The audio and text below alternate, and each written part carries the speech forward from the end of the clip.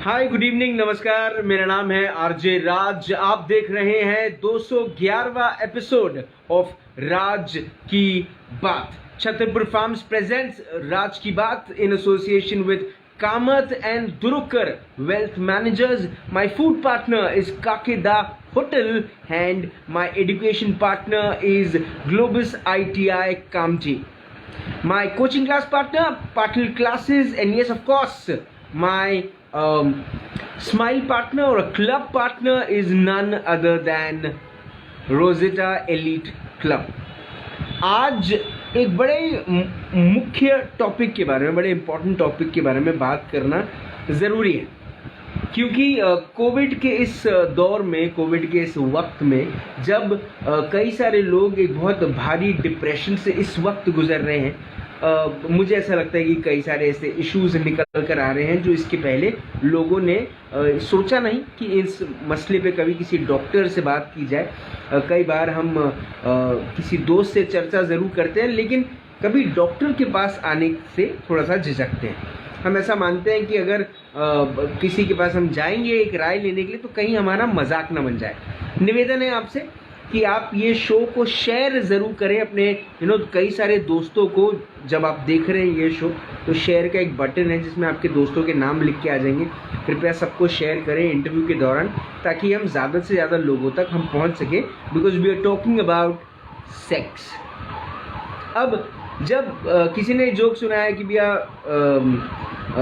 Sex के बारे में जब भी कोई बात होती है तो लोग पहले उसे इमेजिन करने से पहले हंसते हैं। ये हमारी सोसाइटी का दुर्भाग्य है कि लोग हंसते हैं, लेकिन जब आप एक सेक्सोलॉजिस्ट के पास जाते हैं तो वो अपना एक दृष्टिकोण आपको देते हैं। कई दिनों से मैं बिना मास्क के इंटरव्यूज़ ले रहा था, मेरे कई सारे व्यूअर्स को आपत्ति थी। आज जिनसे मैं इंटरव्यू लेने के लिए आया हूँ उनको बहुत ज़्यादा आपत्ति है। ना वो बिना मास्क के बोलेंगे, ना बिना मास्क से मुझसे बुलवाएंगे कुछ। मेरे साथ नागपुर शहर के सेंट्रल इंडिया के सबसे जाने माने प्रतिष्ठित सेक्सोलॉजिस्ट हैं। मेरे साथ हैं इस वक्त doctor Sanjay Deshpande. Sir, good evening, नमस्कार। नमस्कार। आपके साथ ये मेरी दूसरी मुलाकात है। पहली मुलाकात, हमारा शो बड़ा ही सक्सेसफुल हुआ, लोगों ने हमारे शो को देखा, कई सारे लोग हंसे कि आरजे राज इस टॉपिक पे क्यों बात कर रहा है, sex is not a topic you should discuss on a public platform. पर सर, ये सोच जो है, इस सोच के बारे में आप क्या कहेंगे? ये बिल्कुल ही गलत सोच है। उसका मैं उदाहरण के तौर पे बताता हूँ कि एखादा व्यक्ति रहता है जी, उसको कोई सेक्स के प्रॉब्लम्स है। अब वो सेक्स के प्रॉब्लम्स को लेके किसी से बात नहीं कर सकता जी। हम हमेशा बोलते हैं बात भी करेगा तो किससे, अपने दोस्तों से जी। और दोस्तों का भी ज्ञान कितना रहेगा, वो भी अगर डॉक्टर नहीं है तो ज़्यादा बता नहीं पाएगा जी। तो इसीलिए इस पे अगर चर्चा होना शुरू होता है, जैसे एक एग्जांपल देता हूँ मैं कि आज आरजे राज आपने ये चर्चा शुरू की जी, जो भी 50, 60, 100, 200 लोगों ने देखा, अब उनमें से एक छोटा मोटा हम अंदाज बोलते हैं कि 10% of males are suffering from erectile dysfunction जी, यानी यौन समस्या जो सबसे ज्यादा आप बोलते हैं, जिसको नपुंसक तो बोलना गलत है, बट इरेक्टाइल डिस्फंक्शन है ना, इरेक्शन नहीं आना सेक्स के दौरान जी, और उसके कारण सेक्स न होना जी। अगर ये समस्या भी लेते हैं तो सेक्सुअल एक्टिव जो मेल्स है उसमें ये न्यूनतम 10% है इसका जो बोलते हैं इंसिडेंस या प्रिवेलेंस हम बोलते हैं जी। अब ये 100 में से 10 लोगों को प्रॉब्लम है, उनमें से 10 लोगों ने, अगर 100 लोगों में से 10 लोगों को प्रॉब्लम है, उन्होंने आपका ये शो सुना जी, उसमें से 1-2 लोग तो हिम्मत करके आ सकते थे। सच बात। यानी जो वरिष्ठ लोग हैं, हम बोलते हैं कि मैं जिम्मेदार हूँ क्योंकि मैं डॉक्टर हूँ जी, अगर मैं बात करूंगा तो मेरा पेशेंट मेरे से बात करेगा जी, या मैं अगर कोई लिखूंगा एखादा लेख, या मैं कहाँ टीवी पे या किसी पे बोलूंगा, तो सुनने वालों को लगेगा नहीं भैया अपन इनके पास जाना चाहिए जी, या मेरे पास भी नहीं आया लेकिन किसी न किसी डॉक्टर से मैंने बात करना चाहिए जी, तो उसको बराबर उसके उपचार मिलना चालू हो सकता है। लेकिन सर, जितने भी सेक्सुअल इश्यूज होते हैं, ये सिर्फ एक कई सारे लोगों को ये शायद मिसकंसेप्शन है कि ये सिर्फ मर्दों को प्रॉब्लम होती है। क्या ये सच है? बिल्कुल नहीं। अच्छा, देखो कैसा है कि सेक्स तो एक व्यक्ति से होने से रहा, जब दो व्यक्ति बात कर रहे हैं, सॉरी दो व्यक्ति सेक्स कर रहे हैं, जी तो हमेशा ये सिर्फ मर्दों को होगा। और औरतों के बारे में बोला जाता है कि औरतों को एक ही इश्यू प्रॉब्लम है कि सेक्स के टाइम दर्द होना, जी, जिसको हमारे भाषा में हम डिस्पेरियूनिया बोलते हैं। बट ये बिल्कुल गलत है। अगर मैं बताऊं आपको कि औरतों में सबसे ज्यादा जो यौन समस्या होती है वो होती है काम तृप्ति का अभाव, यानी ऑर्गेजम नहीं होना। जी, तो ये बहुत बड़ी समस्या है औरतों में। लगभग 30% लड़कियों को या औरतों को होता है। ऐसा नपुंसकत्व तो मर्दों में होता है। जी, शीघ्र पतन, कि सेक्स करते समय मर्दों का वीर्यस्खलन बहुत जल्दी हो जाता है। जी, तो उससे वो खुद भी संतुष्ट नहीं होता और उसका फीमेल पार्टनर भी संतुष्ट नहीं होता। जी, तो ये समस्या भी बहुत ज्यादा है, यानी इम्पोर्टेंस या इरेक्टाइल डिस्फंक्शन से लगभग दुगनी या तिगुनी ये समाज में पाई जाती है। अगर हम बोलें कि 10% इरेक्टाइल डिस्फंक्शन है, जी, तो प्रीमेच्योर इजैकुलेशन या शीघ्र पतन ये 25 से 40% तक की इसमें। सर वहीं पर अगर जो सोशल बहुत सारे, क्योंकि आप एक जाने माने सेक्सोलॉजिस्ट हैं, आपके पास कॉमन प्रॉब्लम्स लेकर जो आते हैं लोग, वो क्या इश्यूज लेकर आते हैं? What are these sexual issues which you address on a everyday basis? सबसे पहले मैंने बताया कि ये मर्दों के प्रॉब्लम्स हमारे, अभी भी मुझे ये बोलने में कोई संकोच नहीं है कि मेरे यहाँ आने वाले 100% पेशेंट्स में 99% पुरुष रहते हैं। क्योंकि औरतें अभी भी खुलकर, जब मर्द ही खुलकर सामने नहीं आते और पूछते नहीं है, तो औरतों के बारे में अपन सोच सकते हैं कि वो कितनी इनिबिटेड होंगी। जी, और दूसरा, मैं मर्द हूँ, तो मर्द के साथ में एक औरत को बात करने में हिचकिचाहट होना ये बहुत ही स्वाभाविक है। बिल्कुल स्वाभाविक है। जी, तो इसलिए ये 99% जो मर्द आते हैं उनमें ज्यादा तौर पर इरेक्टाइल डिस्फंक्शन, यानी सेक्स करते समय पेनिस का इरेक्शन नहीं होना, जी, ये मेन प्रॉब्लम होता है। दूसरा, प्रीमेच्योर इजैकुलेशन, यानी सेक्स के समय वीर्यस्खलन बहुत जल्दी हो जाता है। जी, तीसरा होता है कि सेक्स की इच्छा ही नहीं होती। बहुत सारे मर्दों में होता है कि सेक्स की इच्छा ही नहीं होती। और लेडीज लोग भी जो भी आते हैं 1%, उसमें एक तो रहता है कि डिस्पेरियूनिया, यानी मैंने बताया कि सेक्स के टाइम उनको दर्द होता है, शारीरिक वेदना होती है, जी, और फिर उसके कारण उनकी सेक्स में इच्छा नहीं होती। जी, ये एक प्रकार हो गया। दूसरा, सेक्स के समय ऑर्गेजम नहीं होना, जी, कामतृप्ति नहीं होना या संतुष्टि नहीं होना, ये दूसरा होता है। तीसरा होता है सेक्स की इच्छा ही नहीं होना, ये मेल्स से ज्यादा फीमेल्स में ज्यादा होता है। जी, क्योंकि फीमेल्स को अपन इनिबिटेड करके रखते हैं। अगर बचपन में लड़कों से बात नहीं करना, ये नहीं करना, तो दिमाग में कहाँ ना कहाँ ये रहता है कि सेक्स बड़ी खराब चीज है। जी, और सडनली शादी के बाद जब सेक्स करना चाहिए, जी, तब वो जो मन में बैठा हुआ रहता है, जी, उसके कारण इच्छा भी नहीं होती सेक्स की। तो ये इच्छा नहीं होना, ये भी लेडीज लोगों में प्रॉब्लम हो सकते हैं। और एक आखिरी का प्रॉब्लम है वजाइनिज्मस, यानी सेक्स के बारे में इतना डर लगता है कि सेक्स करने की जब स्थिति आती है, तो इन लड़कियों में या औरतों में उनके योनि मार्ग का आकुंचन हो जाना अपने आप, जिसको हम इनवॉलंटरी बोलते हैं। उनकी खुद की मन से इच्छा रहती है कि अपना सेक्स हो जाना चाहिए, जी, पर वो डर कहाँ ना कहाँ दिमाग में इतना ज्यादा बैठा रहता है कि उनकी पूरी बॉडी स्टीफ हो जाती है और सेक्स करना मुमकिन ही नहीं होता। तो ये 4 चीजें या 4 अलग अलग डिस्फंक्शंस औरतों में होते हैं।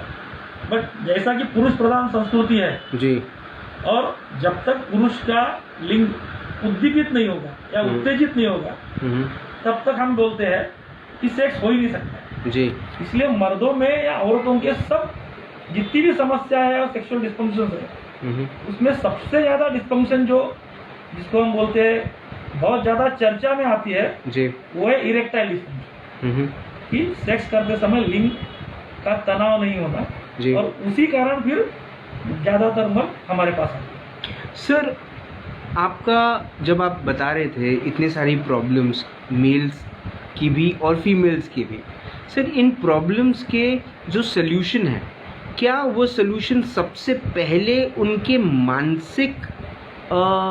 मानसिकता से शुरू होती, या ये वाकई में फिजिकल इश्यूज हैं और इनको एड्रेस करना फ्रॉम द बिगिनिंग ज़रूरी है? बिल्कुल, बहुत सही बताया आपने, सही क्वेश्चन है कि सेक्स का कैसा है। हम बोलते हैं sex is psychosomatic. Psycho means mind या अपना सोच, और सोमैटिक यानी अपने शरीर। जैसे सेक्स होने के लिए जो हम बोलेंगे फिजिकल क्या लगता है कि खून का बहाव अपने शरीर में बढ़िया होना चाहिए, जी जो यंग लोगों में रहता है ना, जिनको डायबिटीज, हाइपरटेंशन या हार्ट डिजीज नहीं उनमें रहता है, तो शरीर में खून का बहाव अच्छी तरह से होना चाहिए, शरीर स्वस्थ होना चाहिए। ये मैं हमेशा बोलता है, a sound mind in a sound body only can have a sound sexual health. जी तो दोनों जरूरी है। लेकिन होता क्या है कि जैसे कि अपन बोलते हैं कि सेक्स की चर्चा नहीं होती, या आदमी या औरत जो भी जिसको भी प्रॉब्लम हो किसी से चर्चा नहीं करता, तो उसको लगता है कि शायद सेक्स का प्रॉब्लम मुझे अकेले कोई है, जी I am the only one sufferer. और फिर किसी से पूछना नहीं, दोस्तों को पूछा तो बहुत बार मजाक बन जाती है, ये भी लगता है जी। तो इसलिए वो किसी से नहीं पूछता, और उसके कारण साइकोलॉजिकल भी बहुत स्ट्रेस आता है जी। और तीसरी एक चीज है मर्दों में कि मर्द को सेक्स तो हमेशा उसका होना चाहिए जी। ये पुरुष प्रधान संस्कृति में एक गलत धारणा है। औरत को सेक्स की इच्छा नहीं हुई तो कोई कुछ नहीं बोलेगा, लेकिन मर्द को सेक्स की इच्छा नहीं तो लोग बोले अरे तू तो इतना अच्छा मर्द है, तेरे को सेक्स की इच्छा नहीं होती, तेरे से सेक्स क्यों नहीं होता। तो ये जो मर्दों में प्रेशर रहता है सेक्स का, उसके कारण भी सेक्स में उनको प्रॉब्लम ज्यादा आती है। तो फिजिकल प्रॉब्लम भी रहा जी, तो भी उसका साइकोलॉजिकल ट्रीटमेंट करना चाहिए, जिसको हम बोलते हैं सेक्स काउंसलिंग। यानी दवाई और काउंसलिंग, ये दोनों तरीके से हम लोगों को सेक्स को देखना चाहिए। सर जो शादीशुदा लोग हैं वो सेक्सुअल लाइफ में उनका एवरीडे वो सेक्सुअल लाइफ जीते हैं, लेकिन जो मैरिड नहीं है उनका सर एक अलग ही लाइफस्टाइल होता है, और उस लाइफस्टाइल में सेक्स का एक बहुत कम रोल होता है। सर उनको क्या एक सेक्सुअल काउंसलिंग भी करानी चाहिए? क्या सेक्स को शादी से पहले अपनी लाइफ का हिस्सा बनाना चाहिए, और बनाना चाहिए तो कैसे बनाना चाहिए? बड़ा पेचीदा सवाल पूछा है, डिप्लोमेटिक आंसर देना पड़े। नहीं, क्या होता है देखो, हमारे जमाने में या उसके भी पहले जमाने में जी, जब शादियां थोड़े कम उम्र में होती थी, जी, एक 15 साल से 20 साल की उम्र में लड़कियां रहती थी और 20 से 22 साल या 18 से 22 साल की उम्र में लड़के रहते थे, तब शादी के पहले सेक्स होने की संभावना ही बहुत कम रहती थी। जी, समाज छोटे छोटे कस्बों में रहता था, बच्चों पे माँ बाप का बड़ा ध्यान रहता था, माँ बाप की नज़र चुका के कोई कहाँ जा नहीं सकता था, कुछ भी नहीं कर सकता, बड़ा अच्छा समाज था मैं बोलता हूँ।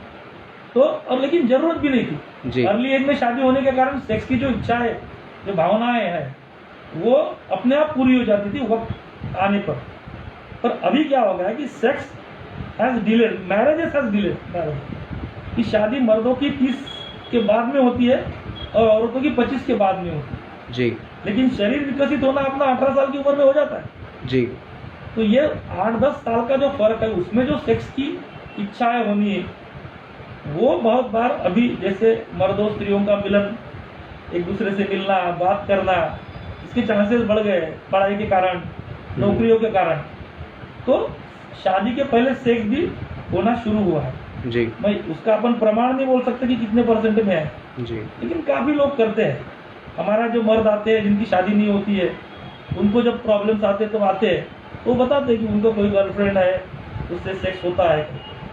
तो हम इसको बुरे या अच्छे नजर से नहीं देखेंगे जी, क्योंकि हमारा कहना है कि सेक्स इज इंडिविजुअल चॉइस, लेकिन ये चॉइस के साथ साथ में हमारा ये कहना रहता है कि उनको सेक्स के कॉन्सिक्वेंसेस है, यानी everything you do has some consequence, good और bad. There are pros and cons Yes. Of everything. तो जी, सेक्स से भी कैसा कि अच्छा लगता है, जी, आनंद मिलता है, जी, एक दूसरे के संबंध बहुत मजबूत बन जाते हैं। बट इसके अलावा शादी के पहले गर्भधारणा हो सकती है, जी, HIV एड्स हो सकता है, सेक्सुअल ट्रांसमिटेड डिसीजेस हो सकती है, अपनी समाज में बदनामी हो सकती है।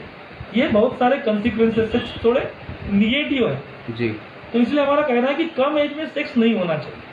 बच्चों को हमने समझाना चाहिए कि आपने ये एज में आपकी जो जिम्मेदारी है वो आपका शिक्षण पूरा करने की है, जी, आपका पूरा फिजिकल डेवलपमेंट होना चाहिए, साइकोलॉजिकल डेवलपमेंट होना चाहिए, इसके लिए जरूरी है। बट बहुत सारे लोग जो आते हैं तो we have to permit them, क्योंकि उनकी इच्छा हुई इसलिए उन्होंने सेक्स किया, सिर्फ वो सेक्स प्रोटेक्टेड रहना चाहिए, नॉन कोर्सिव रहना चाहिए। किसी पे जोर जबरदस्ती करते नहीं होना चाहिए, जिसको बोलते बाय फ्रीडम, बाय कंसेंट होना चाहिए, तो ही अच्छा सेक्स। हमारे जितने भी व्यूअर्स हैं उनसे मेरा निवेदन है कि अगर आप ये शो देख रहे हैं तो कृपया पहली बात तो ये कि आप इस शो को शेयर करें, और दूसरा ये कि अगर आपके मन में कोई भी ऐसा सवाल है जो आपको ऐसा लगता है कि आपने डॉक्टर संजय देशपांडे से पूछना चाहिए, तो आप ये ज़रूर पूछ सकते हैं। सर, आपने भी सेफ सेक्स की बात करी। सर, सेफ सेक्स में मैक्सिमम मैरिड कपल्स जो होते हैं उनमें बहुत कम ऐसा परसेंटेज देखा गया है, स्टडीज़ भी कहती हैं कि they probably have safe sex that's without the condoms. Condoms are not used much, especially in married couples. Is this a fact probably, or is it not right? नहीं, सेफ सेक्स में अपने दो components हैं जी। एक तो safe sex का component है कि प्रेगनेंसी अवॉइड करना। जी। तो प्रेगनेंसी अवॉइड करने के लिए कंडोम के अलावा बहुत सारे तरीके हैं, लेकिन जो मैं दूसरे मुद्दे पे आता हूँ, शादी के पहले या शादी के बाद में भी जी एक्स्ट्रा मैरिटल और प्री मैरिटल सेक्स जो बोलते हैं जी, उसमें चांसेस ऑफ इन्फेक्शन में भी मोर, क्योंकि शादी के बाद में एक आदमी अपनी पत्नी के साथ साथ दूसरे कोई लड़की से भी सेक्स करता है जी, he can transmit infection from one lady to another lady. तो ये सेक्सुअल ट्रांसमिशन ऑफ डिसीज जो रोकना है आपने, उसके लिए कंडोम के सिवा दूसरा कोई चारा नहीं। ओके। तो इसलिए अगर pregnancy is not an issue और दोनों का एक ही पार्टनर है तो they may do sex without condom. Okay. But when there is a pregnancy also is an issue and infection भी हो, जैसा मैंने हम दोनों ने मास्क पहना, क्योंकि मैंने बोला कि नहीं एक दूसरे से किसी को भी हो सकता है, हम लोग शादीशुदा नहीं है एक दूसरे से, और हमारा दूसरे से भी संबंध आ सकता है या दूसरे का किसी से आया होगा जी। Always doubt. जी सर, जो सेक्सुअल ट्रांसमिशन डिजीज़ेज़ हैं, ये डिजीज़ेज़ का होना और इस डिजीज़ेज़ का जो उपचार है, ये दोनों का खुलकर बाहर आना भी ज़रूरी है।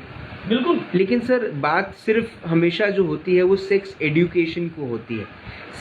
सेक्सुअल ट्रांसमिशन जो बीमारियां हैं जो होती हैं और सोसाइटी में दिन ब दिन बढ़ते जा रही हैं, उसको लेकर सर अवेयरनेस क्यों नहीं फैलाई जाती? नहीं, अवेयरनेस फैलाई जाती है, बट अनफॉर्चुनेटली हमारा कहना क्या है कि sex education is not only prevention of sexual transmission.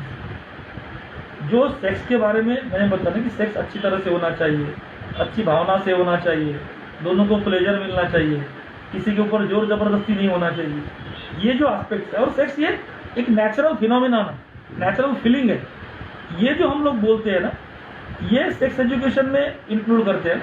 इसलिए हम उसको सेक्स एजुकेशन भी नहीं बोलते, हम उसको बोलते हैं sexuality education, because sex as a feeling करके हम उसको एड्रेस करते हैं। मैं ये कह रहा हूँ डिजीज की बात जब हम करें तो, लेकिन डिसीज में क्या होता है कि सेक्सुअलिटी एजुकेशन में हम जब बच्चों को बोलेंगे भैया तू सेक्स मत कर, तो वो सुनेगा नहीं सुनेगा पता नहीं जी।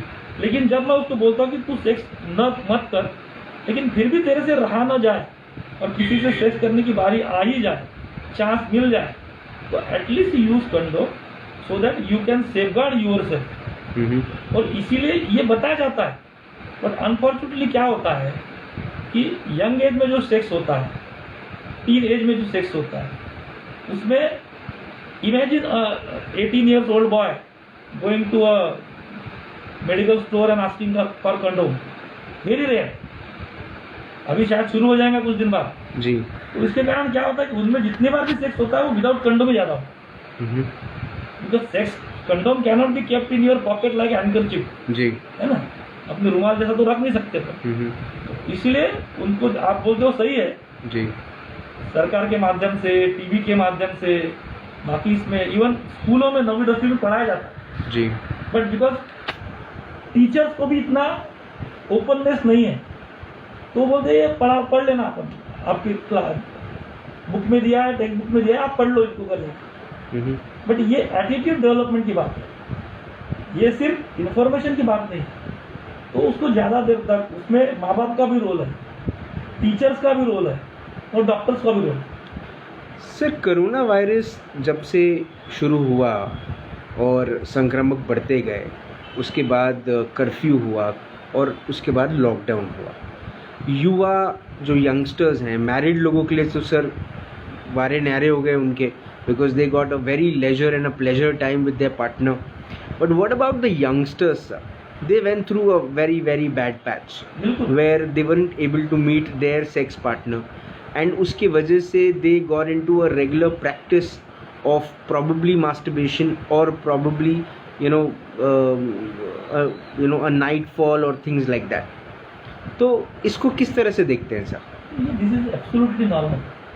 मैं आपको बताता हूँ कि हमारे समाज में शायद लास्ट टाइम भी अपन थोड़ा सा जिक्र उसका किया था कि मैस्टरबेशन को हम लोग बहुत ही गलत तरीके से लेते हैं. सबको लगता है कि मैस्टरबेशन करने से इम्पोर्टेंस आ जाएगा या शरीर की क्षमता कम होती है. लेकिन मैं इन सबसे पूछना चाहता हूँ कि मैस्टरबेशन में तो वीर्य ही निकलता है, और शारीरिक संभोग भी जब होता है तभी भी वीर्य निकलता है. अगर आदमी के शरीर से कोई भी समय में एक ही पदार्थ निकल रहा है तो एक समय हम बोलेंगे उसको खराब है और दूसरे समय में बोलेंगे वो अच्छा है. ये तो हो नहीं सकता. अगर मैस्टरबेशन खराब है तो भी सेक्स भी खराब है, बट सेक्स खराब नहीं है. अपने पुरखों से हम पैदा भी सेक्स से हुए जी. तो इसलिए मैस्टरबेशन को लोग गिल्ट से न ले.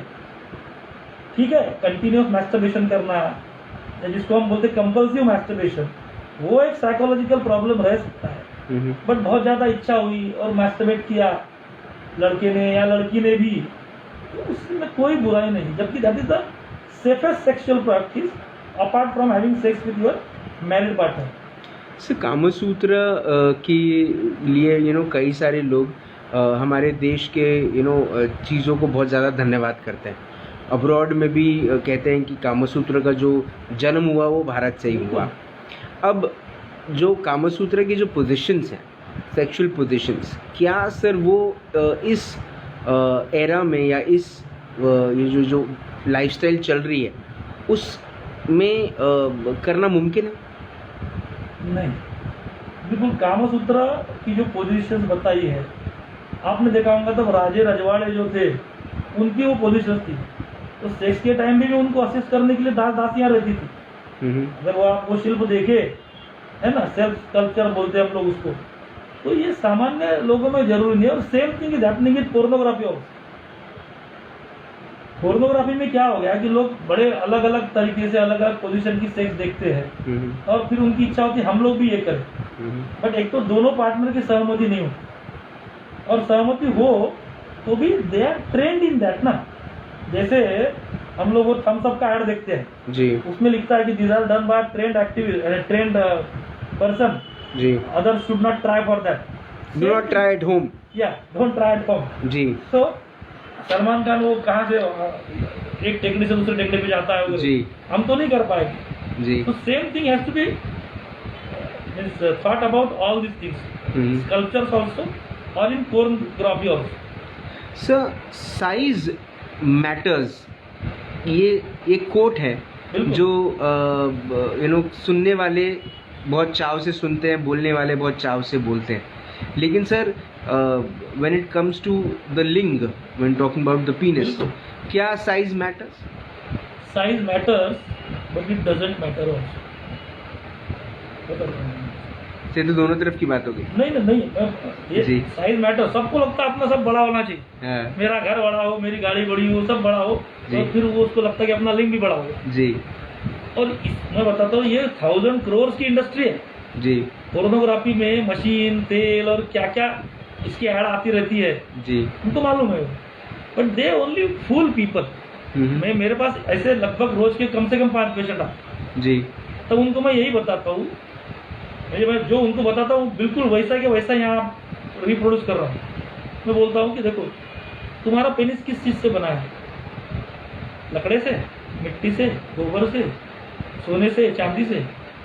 बोलते नहीं, तो जिस मटेरियल से बना है वो मटेरियल लेके आ जाओ, मैं बड़ा कर दूंगा. तो फिर उनको ध्यान में आता है नहीं होता है. तो हम बोलते हैं कि 17-18 साल की उम्र में अपना शरीर परिपक्व हो जाता है, मैच्योर हो जाता है. तो लिंग की साइज वगैरह भी 15-16 साल की उम्र में ही तय हो जाती है. उसके ऊपर बढ़ना मुमकिन भी नहीं जी. लेकिन हमेशा सबको लगता है कि मैं तो मेरे पास सब कम है, लोगों के पास ज़्यादा है. हम लोग हमेशा बड़ा सोचते हैं. पर ये बड़ा काम का है ऐसा जरूरी नहीं है। लोगों जी। की धारणा क्या है कि अगर लिंग बड़ा रहेगा तो औरत को सेटिस्फेक्शन ज़्यादा मिलेगा। जी। तो ये जरूरी नहीं है। लिंग अच्छी तरह से इरेक्ट होना चाहिए, लंबे अंतराल तक सेक्स चलना चाहिए, तो औरत को सेटिस्फेक्शन मिलेगा, न कि बड़ा लिंग हो। और हिंदुस्तान का एक औसतन ICMR की स्टडी हुई थी जी। What is the average size of an erect penis of Indian male. जी।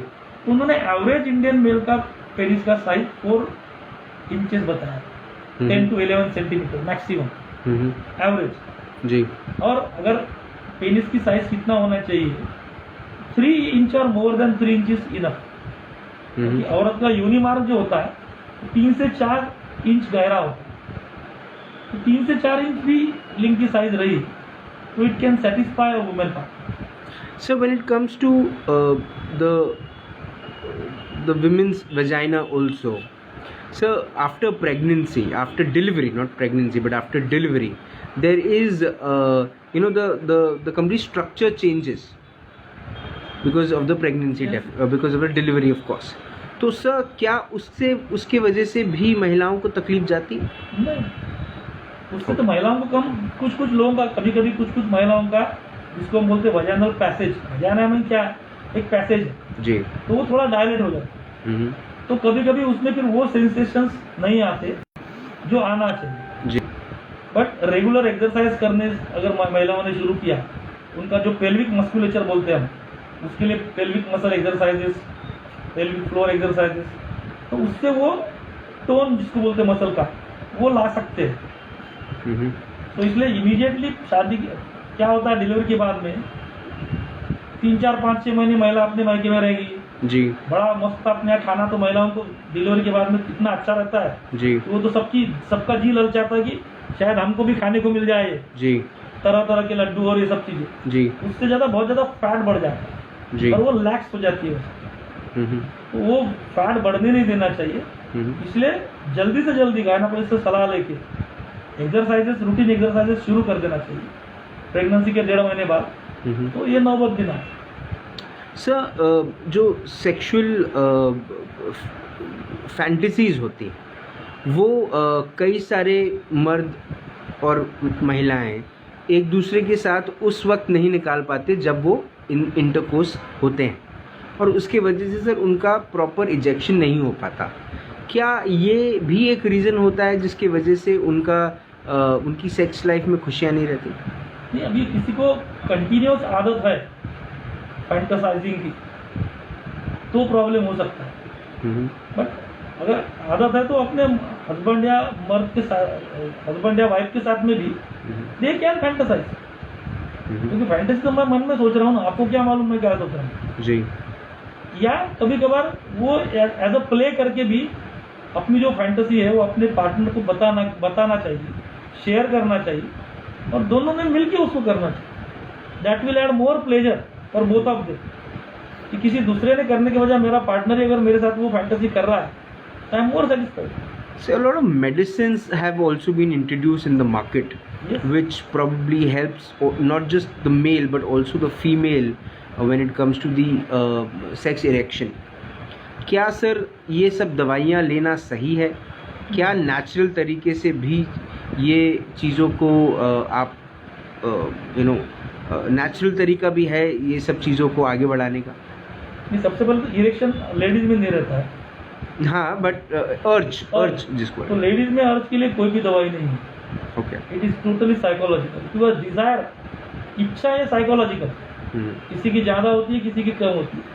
औरतों की मर्दों के मुकाबले में वैसे भी कम रह सकती है। कुछ एग्जाम्पल रह सकते हैं कि जो मर्द की कम है और औरत की ज़्यादा है हस्बैंड वाइफ में, ये हो सकता है, बट जनरली औरतों की इच्छा कम रहती है, उनमें डिजायर डिस्फंक्शन ज़्यादा होते हैं। लेकिन हाँ, मर्दों में सेक्स प्रॉब्लम्स आने के बाद भी कुछ दवाइयाँ लेनी पड़ती है, या रादर मैं बोलूँगा कुछ दवाइयाँ प्रिस्क्राइब करनी पड़ती है। बट अपने ऐसा होता है कि मर्द कहाँ भी जाएंगे, कोई भी जगह रास्ते पे एक आधा तंबू लगा रहेगा, उससे दवाई लेंगे, उससे तेल लेंगे जी, उससे कोई पुड़िया लेंगे, ये गलत है।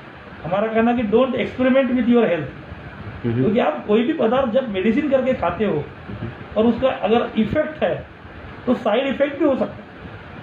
So under the supervision of a medical practitioner ये दवाइयाँ लेना चाहिए। अगर फिजिकल है तो दवाइयों से आराम पड़ेगा, अगर साइकोलॉजिकल है तो काउंसलिंग से आराम पड़ेगा।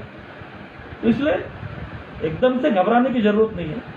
99% of the sexual problems can be solve with medicine, psychotherapy, counselling, sex therapy और कॉम्बिनेशन ऑफ दिस। सबका कॉम्बिनेशन भी अपन उसमें कर सकते हैं। और नहीं हुआ तो कभी कभार तो आजकल सुना आपने पेनाइल इम्प्लांट करके भी जी, है ना, पेनाइल प्रोस्थेटिक सर्जरीज होती है, ये सब चीज़ें हैं वो भी कर सकते हैं। इसलिए प्रॉब्लम किसी को भी आता है तो मैं एक जनरल गाइडलाइन सबको बोलता हूँ कि किसी को भी कभी भी अगर सेक्सुअल प्रॉब्लम आती है कोई भी एज में, तो whom to consult, not always to a sexual. Immediately अपने फैमिली फिजिशियन को दिखाना चाहिए, जिसको अपन फैमिली डॉक्टर बोलते हैं जी। उसके पास हम हमेशा जाते रहते हैं जी, हमारा एक उसके साथ एक थोड़ा सा कंफर्ट लेवल रिश्ता भी बन जाता है जी। And we know that he will not और she will not tell us a wrong thing जी क्योंकि वो भी नहीं बताएगा, क्योंकि उसका भी बिजनेस है जी। वो उसके रेगुलर पेशेंट को कोई गलत डॉक्टर का अगर नंबर दे दे और रेफर कर दे, अगले बार से उसके पास वो पेशेंट जाना बंद हो जाए, उसकी फैमिली जाना बंद हो जाए जी। तो किसी को भी अगर सेक्सुअल प्रॉब्लम आया तो safest person to consult is a family physician, family doctor. फिर वो मर्द हो औरत हो, एक तो खुद बहुत सारे प्रॉब्लम ऐसे कि वो खुद भी ठीक कर सकता है जी। तो आपको स्पेशलिस्ट के पास जाने की जरूरत भी नहीं पड़ेगी। लेकिन नहीं ठीक कर सकता तो he will definitely refer to a genuine doctor. Sir मेरे आखिरी के कुछ सवाल रहेंगे बोलिए। आपसे।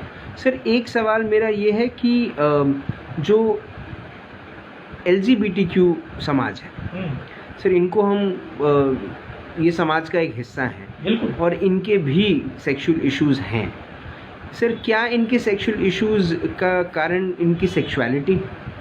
नहीं, इनके सेक्सुअल इशू का कारण हमारा उनके तरफ देखने का नजरिया है। क्योंकि वो पहले LGBT हूँ मैं, कोई तो भी है, इसलिए मैं पहले ही तो गिल्ट में आ जा रहा हूँ। और फिर मैं ऐसा हूँ तो मैं डॉक्टर के पास जाऊंगा तो डॉक्टर मुझे हंसेगा तो नहीं। समझो होमोसेक्सुअल भी है, one is active partner, one is passive partner. Active partner में भी इम्पोर्टेंस हो सकता है ना, इरेक्टाइल डिस्फंक्शन हो सकता है, पर वो जाने को डरता है डॉक्टर के पास। तो हम उनकी तरफ अगर सकारात्मक रवैया रखें तो उनकी सेक्सुअलिटी भले माइनॉरिटी में हो, दे कैन एंजॉय, और if they have any problem they can get the solution. Sir मर्दों के पास मर्द अमूमन बच्चों एक या दो बच्चे के बाद अपनी नसबंदी करवाते हैं, वहीं पर महिलाएं जो हैं वो कॉपर्टी लगाती हैं। क्या इसका ये होने के बावजूद भी सेक्सुअली एक्टिव रहना और सेक्सुअली पार्टिसिपेट करने में कभी कोई दिक्कत आती है? बिल्कुल नहीं। ये बहुत गलत फहमी है लोगों की कि मैंने वैसेक्टॉमी कर लिया, मैंने मर्दों की नसबंदी तो मुझे सेक्स का प्रॉब्लम है। उनको सिर्फ बच्चे नहीं होंगे क्योंकि उनका सीमेन बाहर नहीं आएगा, बस बाकी दूसरा कोई प्रॉब्लम नहीं है। तो सीमेन का बाहर नहीं आना तकलीफ नहीं दे नहीं, सीमेन तो रिलीज हो जाता ना। अच्छा, सीमेन का बाहर, आई एम वेरी सॉरी, सीमेन में स्पर्म्स नहीं आएंगे। अच्छा, उनके सीमेन में स्पर्म्स नहीं आएंगे। वही महिलाएं जब कॉपर्टी लगाती हैं तो उनको कोई चीज़ों का ध्यान रखना चाहिए? उनको सिर्फ इन्फेक्शन बार बार हो रहा है, वहाँ दर्द हो रहा है, और वो कॉपर्टी का एक धागा रहता है, वो प्लेस है कि नहीं बराबर, वो देखना चाहिए। ठीक है, ठीक सर। जिस किस्म का वक्त अभी गुजर रहा है, जिस किस्म की लाइफस्टाइल अभी लोग जी रहे हैं, एक तरफ दहशत अभी भी है कि कोरोना वायरस शायद वापस आ जाए, और जिस तरह दिल्ली के हाल सुनाई आ रहे हैं, ऐसा लग रहा है कि नागपुर ने अपने आप को थोड़ा सा और संभाल लेना चाहिए, नहीं तो नंबर्स अगर बढ़ गए तो वापस से तकलीफ़ हो जाएगी। सर इस किस्म के वक्त में सर बिजनेसेस अच्छे नहीं चल रहे हैं, लोगों की नौकरियां जा रही हैं, स्ट्रेस लेवल बढ़ रहा है। वहीं स्ट्रेस लेवल बढ़ रहा है तो बेडरूम में भी इश्यूज आ रहे हैं, क्या करना चाहिए सर? स्ट्रेस को ड्राइंग हॉल में छोड़ना चाहिए। हम हमेशा बोलते हैं कि डोंट टेक योर एंगर और स्ट्रेस टू द बेडरूम। क्योंकि क्या हो रहा है कि जो घर में मिल रहा है, अपने पार्टनर से मिल रहा है और अपने पार्टनर को अपन दे सकते हैं, उसको न पैसा चाहिए न और कुछ चाहिए, है ना। तो ये स्ट्रेस एक आदत करनी पड़ती, कंपार्टमेंटलाइजेशन बोलते हैं ना, play while you play and work while you work. वो थोड़ा सा रवैया वैसा एक आदमी ने या औरतों ने लेना चाहिए। और बाकी सब कठिनाइयाँ है, लेकिन एक दूसरे का साथ देने का मतलब है सभी साथ, सेक्स में भी साथ, क्योंकि सेक्स से प्लेजर मिलता है। और ऐसा बोला जाता है कि सेक्स करने के बाद फील गुड हार्मोन्स तैयार होते हैं, एंडोर्फिन्स जिसको बोलते हैं, और उससे तुम्हारे ब्लड वेसल डायलेट होना, शरीर को रक्त प्रवाह अच्छा होना, तुम्हारा स्ट्रेस चले जाना, ये बहुत सारी चीज़ें घटती है। सेक्स हैज मेनी बेनिफिट्स, तो उसका उपयोग करना चाहिए। और स्ट्रेस लेवल ऐसा है कि अभी ये तो एक मराठी में कहावत है, हमारे मराठी दर्शक बोलेंगे कि जगी सर्व सुखी ऐसा कोण है। तो no man can be 100% happy. कुछ ना कुछ संसार में आए हैं, कुछ ना कुछ दुख या स्ट्रेस रहने वाले, अपने को सिर्फ उसको चैनलाइज करना है।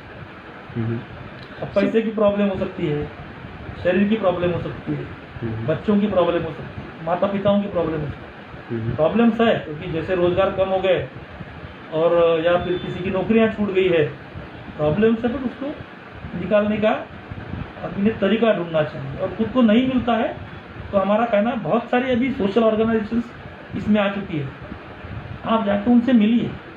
हिंदुस्तान में तो ऐसा कि अपना सोशल स्ट्रक्चर है ना, इतना मजबूत है। हमारे यहाँ बाजू के घर में अगर कोई मृत्यु हो जाती है तो वो दिन लोग, बाजू के लोग, पड़ोसी लोग खाना खिलाते जी। इतने हम अच्छे लोग हैं। इसको मैं बोलता सोशल बफर मैकेनिज्म है हमारा। तो ऐसी किसी की भी हालत है, उन्हें कोई एक्सट्रीम स्टेप, सुसाइड वगैरह ऐसा नहीं लेना चाहिए। अपने दोस्तों से बात करना चाहिए, अपने माता पिताओं से बात करना चाहिए, और नहीं तो डॉक्टरों से बात करना चाहिए। बहुत सारी सोशल ऑर्गेनाइजेशंस है, उनसे बात करना चाहिए। सर, एक सवाल ये आया था कि क्या हेरिडिटरी, अगर फादर की सेक्सुअल लाइफ खराब थी तो क्या वो, और मदर की सेक्सुअल लाइफ खराब थी तो क्या वो बच्चों में हेरिडिटरी स्वरूप आती है?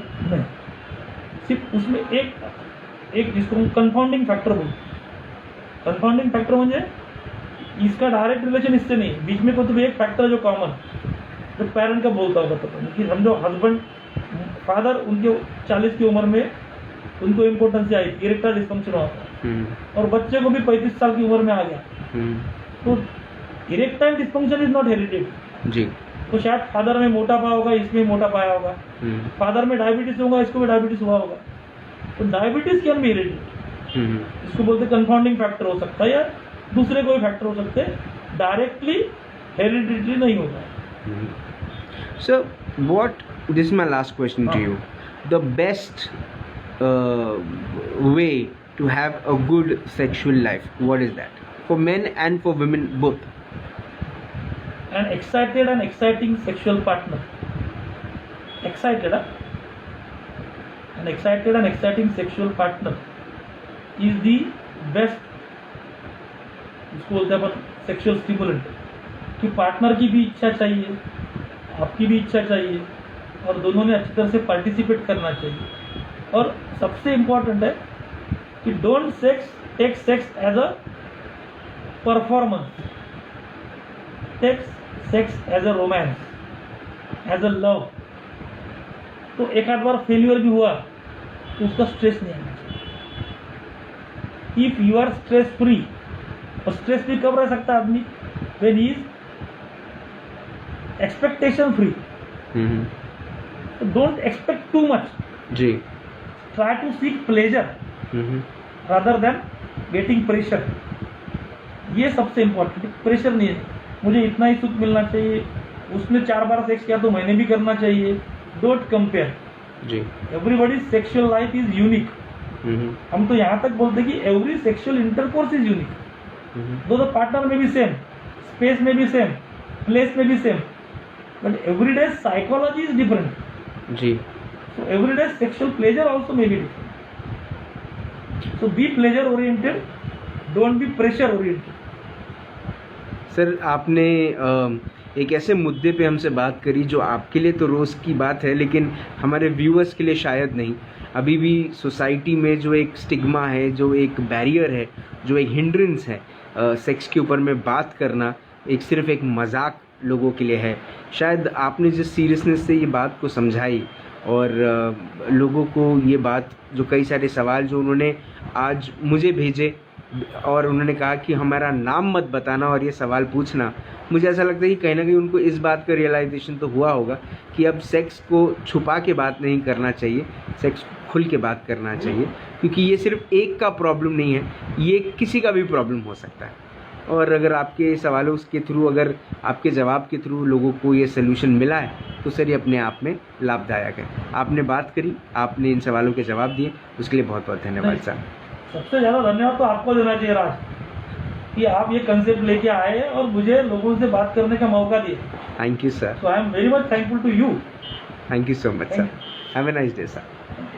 बहरहाल आज डॉक्टर संजय देशपांडे सर, जो शहर के, सेंट्रल इंडिया के जाने माने सेक्सोलॉजिस्ट हैं, उनसे बात करके उनको एक बात उन्होंने पिछली बार भी उन्होंने बहुत थोड़ी सी तीखी लगी लोगों को वो बात। इंटरव्यू सुनने के बाद लोगों ने मुझसे कहा कि एक सेक्सोलॉजिस्ट ये बात कैसे बड़े खुल के कैसे कह सकते हैं, पर उन्होंने बात बहुत सीधे तरीके से करी, जो आज भी उन्होंने करी, कि हम सेक्स को एक मजाक ना बनाएं, मजाक मत बनाइए, क्योंकि आप सेक्स का नहीं, आप खुद का मजाक बनाते। आपको अगर सेक्सुअल इशू है, आप डॉक्टर को दिखाएं, किसी नुक्कड़ में बैठे अपने दोस्त से सलाह ना करें, सलाह मशवरा ना करें, क्योंकि शायद आपको एक सही सजेशन, एक सही राह नहीं मिलेगी। लेकिन एक सेक्सोलॉजिस्ट के पास या एक जनरल फिजिशियन के पास, जो आपको जानते हैं, जो आपसे, जिनसे आप चर्चा कर सकते हैं, उनके पास आप जाएं, उनसे आप अपनी प्रॉब्लम रखें, वो आपको जो सल्यूशन देंगे वो आपके लिए हमेशा लाभदायक ही रहेगा। अगर आपके पास भी कोई सेक्स रिलेटेड इशू है तो उसे छुपाएं ना। Doctor Sanjay Deshpande is the right person to whom you can get in touch, and I'm sure he'll give you all the remedies and all the solutions of it. बहरहाल कल शाम को फिर होगी मुलाकात इन राज की बात। तब तक आप अपना ध्यान रखें, सुरक्षित रहें, स्वच्छ रहें, स्वस्थ रहें, मस्त रहें, खुश रहें, अपने पार्टनर के साथ सेक्सुअली एक्साइटेड रहें, एंड अबव ऑल जिंदा रहें। जय हिंद।